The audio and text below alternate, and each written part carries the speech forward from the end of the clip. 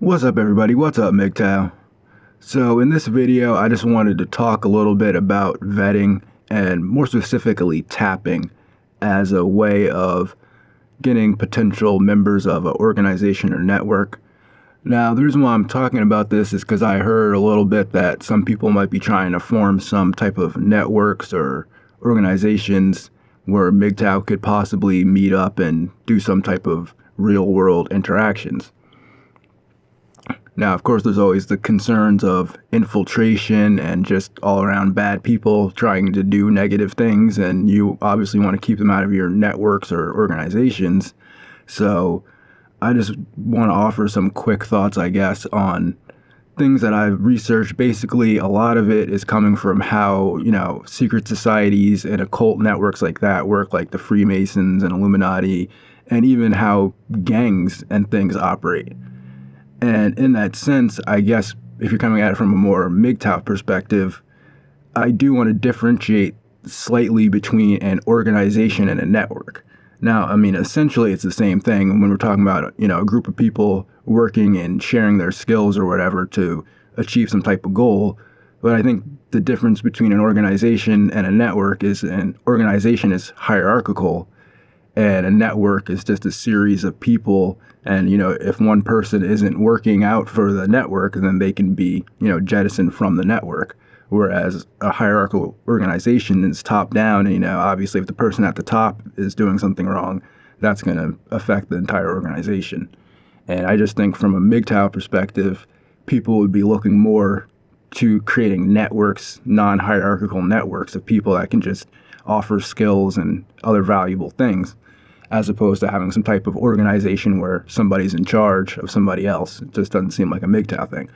Anyway, so basically what you want to do, or the way that they do it, is that the organization is known to exist, yet the members, number one, might not be known. The inner members definitely are not known who they are.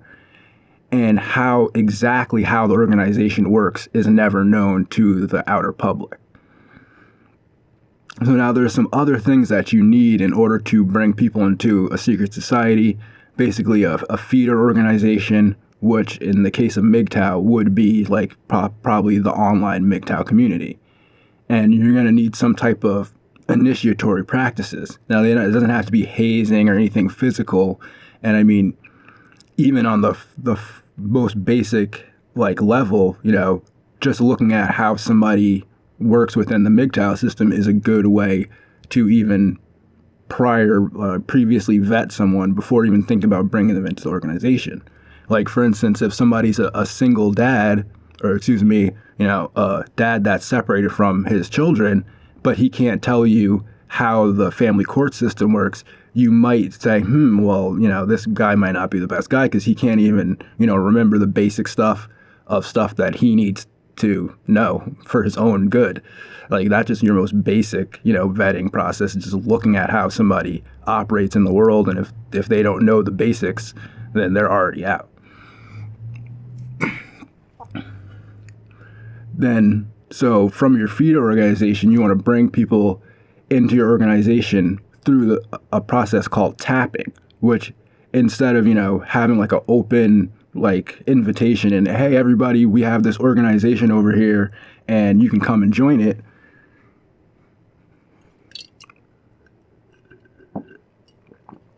But instead you kind of have, it sounds weird, but you have operatives where there's people who basically are front men for the group that do the vetting process, or the group does the vetting process, and then they go to these people and they tap them. They say, hey, we've chosen you to join our organization because we see that you have the qualities that we're looking for.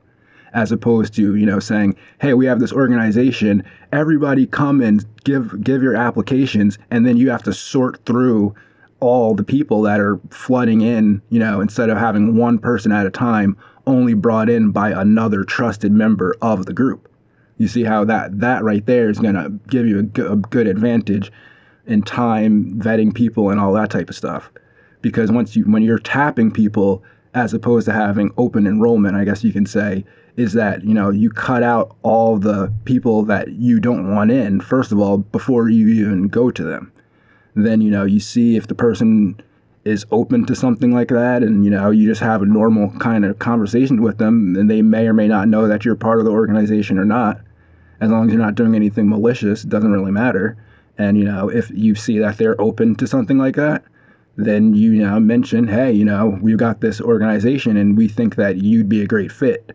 You see how that works like better than just saying, hey, we got this thing over here. And then on top of it, you can keep the roles of the group more under wraps. Like you have your front men of the group that interact with the public, and then other people in the group that are, or network, that are doing whatever they do. They're not, actively bringing in members, or maybe only one or two trusted members that they use the same type of vetting process for. So like that's you really don't want to get a flood, or you want to avoid getting a flood of people coming into your organization, and you really want to avoid people really knowing how it works unless they're really in it. Like for instance, like a lot of people know of the Masons, but most people don't really know how it works. They don't even know how to join it. Like they know it's there. I mean, there's Masonic lodges in almost every town in the country, and there's like Mason signs when you come into the town, but still the general public just doesn't understand how it works. And further, like going on that type of occult thing, like you can use codes and symbols, but it does start to get a bit occultish when you do that. So I mean, I would keep that to a minimum, a very minimum, if it's necessary. Like for instance, like maybe if you're meeting guys in another country, and you have to create a symbol that looks similar to the MGTOW symbol but isn't the MGTOW symbol, just so like you could put that out in public, something like that. But I would stay away from creating like entire code systems or anything like that. You want it to be on the level, like you want it to be like a above board organization, but that doesn't mean everybody has to know every single detail of every member and how to join and where to go to join and what to do.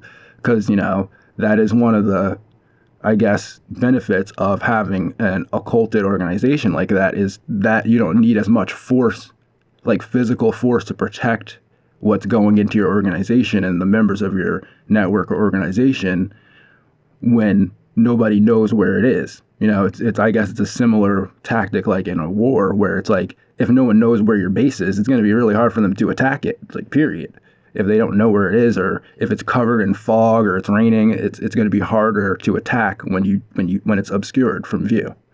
And so, the secrecy is there to protect the member. As long as the secrecy, I think, remains to protect the members, and not as a malicious force where the secrecy is used to, basically conspire against people that are not in the organization, then I don't see any problem with secrecy, with privacy. I mean, everyone has a right to that. And so, like, those are just like some of my thoughts I'm going to shoot out there, I guess, for people who are thinking about forming these type of networks and organizations. And it's just kind of a topic. I want to get back in swing of things, and expect some more videos coming soon in the new year. Hope everybody's doing good, and have a good day, and go MGTOW.